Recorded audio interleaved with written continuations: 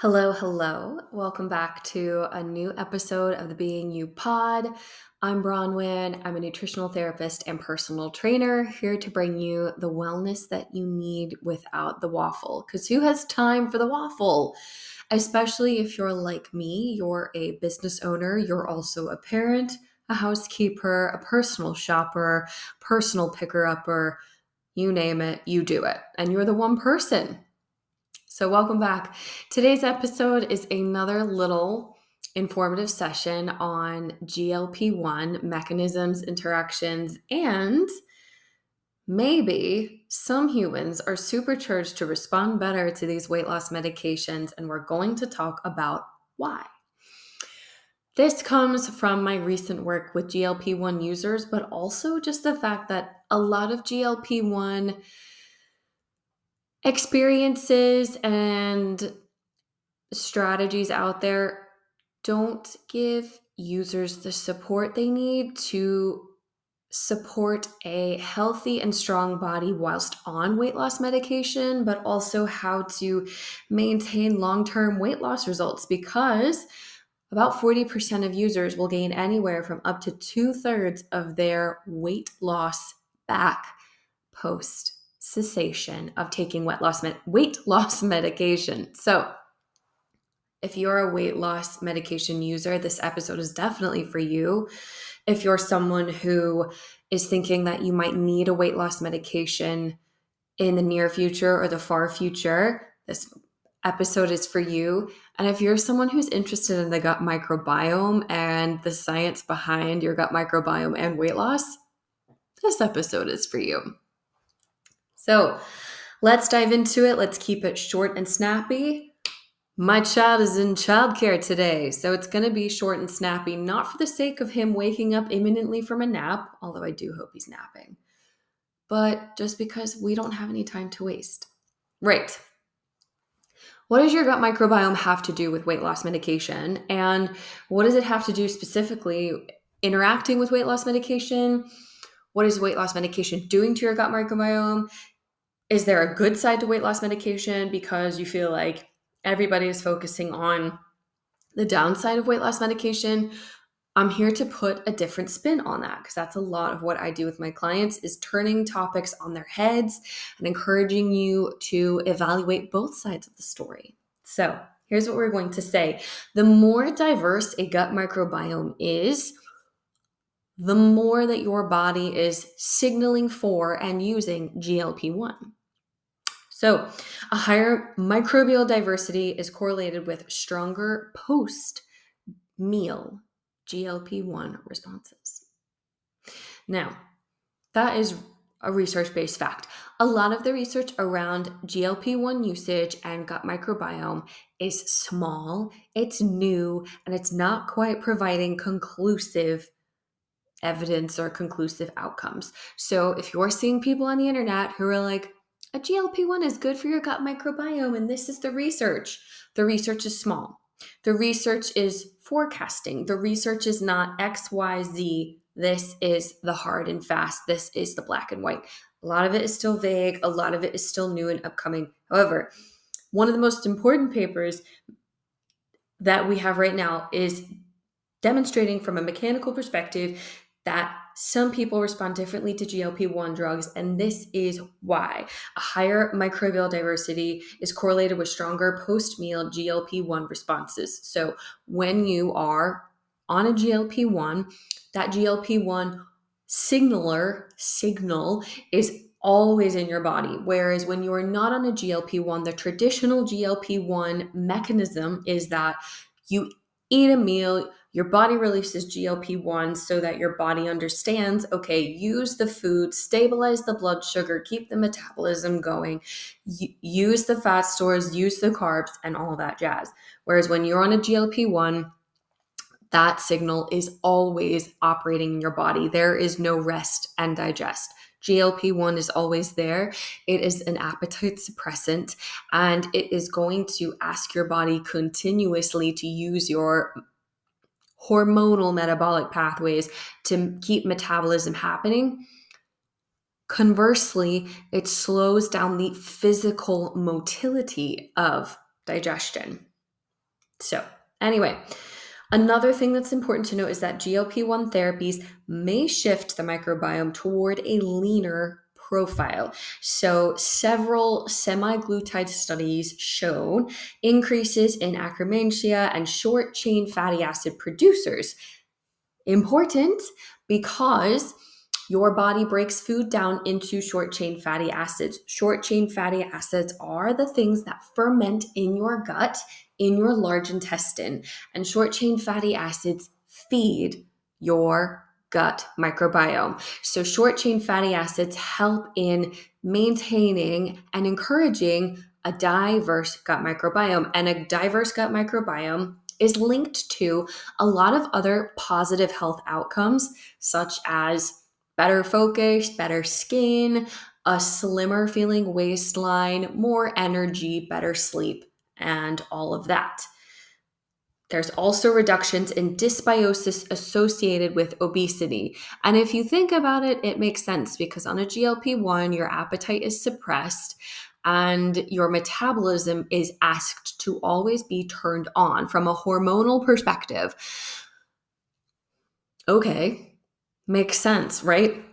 Dysbiosis associated with obesity is typically stemming from an increased ingestion of highly processed foods, extreme processed foods, foods lacking in nutrient diversity and nutrient density.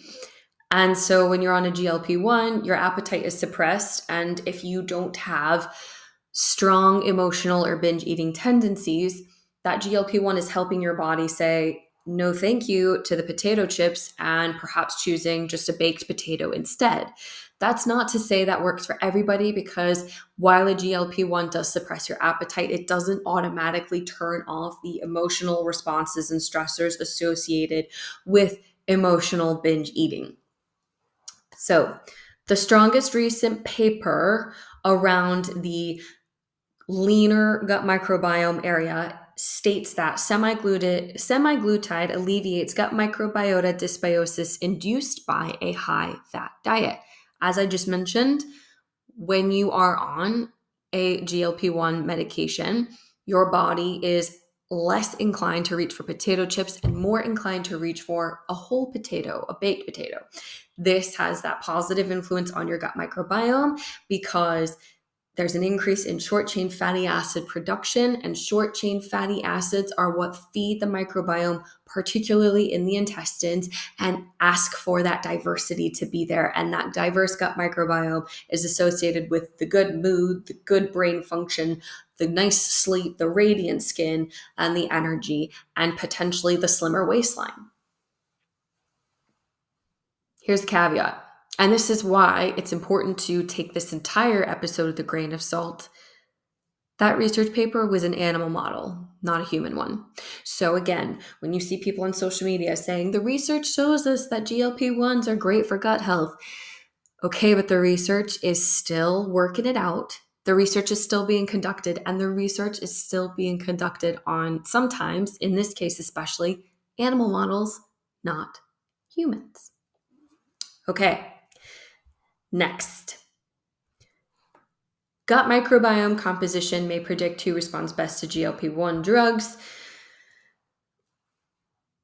Your baseline gut microbiome might influence how your body responds to insulin.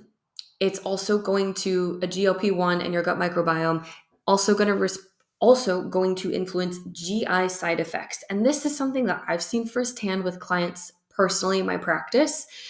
As a nutritional therapist and personal trainer, I've worked with GLP-1 users, some people who have been on them short term, some people who have been on them long term. And what I have commonly seen as a common thread is an increase in gas, an increase in upper abdominal distension, aka upper abdominal bloating, discomfort with the change in bowel habits, not necessarily discomfort in going to the toilet, but there is a discomfort with the fact that your bowel habits are changing. Diarrhea, constipation is something that I've seen more frequently. Diarrhea isn't that frequent, but constipation, absolutely yes. And that is purely because as a GLP-1 mechanism. It slows down gut motility. It's physically asking the muscles that open and close the sphincters throughout your digestive system to slow down their actual active actions.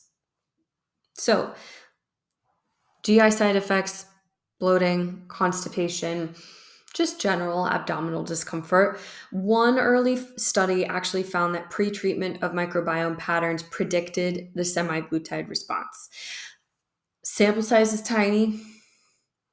It's not yet clinically actionable. And if you're sitting here wondering, where the heck is she getting all this information? I'm going to post the PMIDs for all of these papers in the show notes. So you can just scroll on through the description here and see the PMIDs for the studies that I am actually referencing to. So, gut microbiome composition. It can predict who responds best to GLP-1 drugs. So, GI side effects. If you've got a strong microbiome, your GI side effects, that upper abdominal distension, the bowel changes, you might not notice them as much as if you have a gut microbiome that's not as diverse as it could be. The same thing goes for glycemic improvement. If you don't have a diverse microbiome, your body's going to be used to the same, like say it's pouring the same blue food coloring into a food that's already blue. When if your food is purple, it's got blue and red in it. The more blue you put into it, the darker that purple hue is. So you don't want to be pouring blue on blue. If you're pouring blue on purple, you're going to see a change. You're pouring blue on blue, it's just blue still. That's kind of what it's like when you are putting a GLP-1 on a gut microbiome that's not quite ready to promote and conduct its own insulin sensitivity capabilities. You're putting a GLP-1 on a gut microbiome that's perhaps not that insulin sensitive and not able or capable to maintain insulin sensitivity and insulin sensitivity response at this time. So when I work with GLP-1 users, a lot of the work that I do is maintaining stable blood sugar, ebbs, peaks, troughs, whatever you want to call it, roller coaster. I'm not going to say that your blood sugar is going to stay completely stable throughout the day because that's not what your blood sugar is designed to do. Your blood sugar is designed to spike and come down off of that spike after food consumption and before the next meal is consumed. A lot of the work that I do, we're stabilizing blood sugar sensitivity, we're stabilizing insulin resistance productivity as much as we can. And I'm also helping clients with that upper abdominal discomfort. When you're on a GLP-1, it's impacting bile salts, bile acids, your pancreas, and your gallbladder. All of those areas around bile production, bile storage, and bile secretion are severely impacted by GLP-1 use. And that, in turn, influences your gut microbiome down the line as well. The microbiome evidence is promising, it's plausible, it's interesting to see. It's not the same level as the obesity or cardiometabolic outcome data. And that makes sense too, because when you think about it, we're looking at a GLP-1 as a weight loss medication. We're not looking at it as a improve your gut microbiome in 4 easy steps medication. Now, if someone claims that GLP-1s definitely repair the microbiome, the evidence doesn't support it yet. What is supported? What is supported? GLP-1 therapies alter gut motility, bile acids, appetite signaling, inflammation, and nutrient flow. Again, when you think about it from a mechanical standpoint, it makes sense. Those changes appear to reshape microbial ecology. Again, when you think about it, makes sense. Some of those microbial shifts correlate with better metabolic health. Again, makes sense. If your gut microbiome is changed for the better, you're going to have better skin, better digestion, better energy, better sleep, better focus. When your microbiome is changed for the worse, you might not have better skin, better sleep, better focus, or a better mood. So, next thing we need to talk about, the strongest evidence-based reason people go on GLP-1s is still obesity treatment, insulin resistance, type 2 diabetes, and cardiovascular risk reduction. Now, GLP-1 therapies improve the gut environment indirectly. So here's how a GLP-1 can influence the gut microbiome, but it's an indirect response because you're addressing the bigger picture items such as weight loss, reducing inflammation, bile acid signaling, and metabolic improvements. Those changes may promote healthier microbial patterns. This is how, so we're turning away from the research. Again, scroll into the show notes if you need any of those reference paper items. If you're interested to read the research yourself, I'm leaving it for you in the show notes. Real life application. How and why is the gut microbiome changing whilst someone is on a GLP-1, whether it's microdosing or short-term full use, long-term full use? And this is how I'm helping clients on GLP-1s make those long-term sustainable weight loss, weight maintenance changes. Changes in your diet and lifestyle are going to be key factors whilst you're on a GLP-1 medication in making sure that you're changing for the better and you can come off of that medication and your body can operate on its own 2 feet. So GLP-1, it's like the training wheels on a balance bike, or it's like the training wheels on a bicycle. Whilst you are using your training wheels, your body, in learning to ride a bike, is learning things like core support, posture, coordinating your pedals and your hands and your steering. What does that mean as a GLP-1 user? It means making the dietary changes necessary to support your digestion because, as I've said, when I'm interacting or when I'm encountering GLP-1 users in my practice and with my programming, a lot of the side effects from a gut standpoint are gnarly. The disrupted bowels, not great. The bloating, not great. The gas and the cramping, not great. So what I'm using in my practice are simple nutrition interventions, consuming enough protein and consuming enough fiber, but consuming the right, I shouldn't say right types of fiber, but consuming the fiber that's more suitable for a compromised gut, not loads of raw vegetables, like cooked veg, staying mindful of the really crunchy cruciferous vegetables because that fiber is very strong and your body has to work pretty hard to break it down. Nuts and seeds, opting for milled nuts and seeds, opting for nut and seed butters because they're already partially broken down versus consuming a whole nut or seed, asking the body to work a little bit harder. We take a gentler approach. Applying adequate fatty acid intake so that you've got a nice lubrication in your digestive tract for vitamin and mineral breakdown and absorption. That's another big thing. As much as GLP-1 users are probably looking at low-fat diets, it doesn't mean low fatty acid diets. An omega supplement can go really well here, or just making sure that my clients are consuming enough oily fish and those ground seeds, ground flaxseed and milled flaxseed, if you will. Ground or milled chia seeds are really helpful because they're fatty acids, they're broken down, they're nutrient dense, and they're supporting the body as it's going through that GLP-1 journey. Another thing that GLP-1 clients really benefit from is consuming enough water and actually applying the lifestyle factors that support weight loss.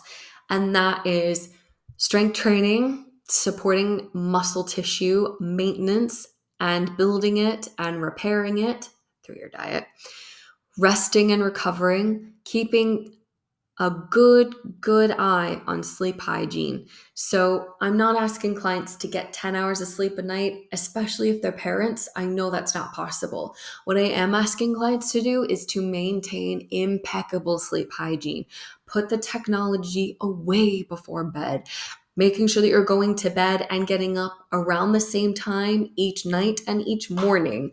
That is a different ballgame for people who are shift workers. And if that's the case for you, just reach out to me directly. You can email me info@beufitnessandnutrition.com and we can discuss your specific case further. But making sure that you're going to bed around the same time, getting up around the same time, and also keeping stress in check.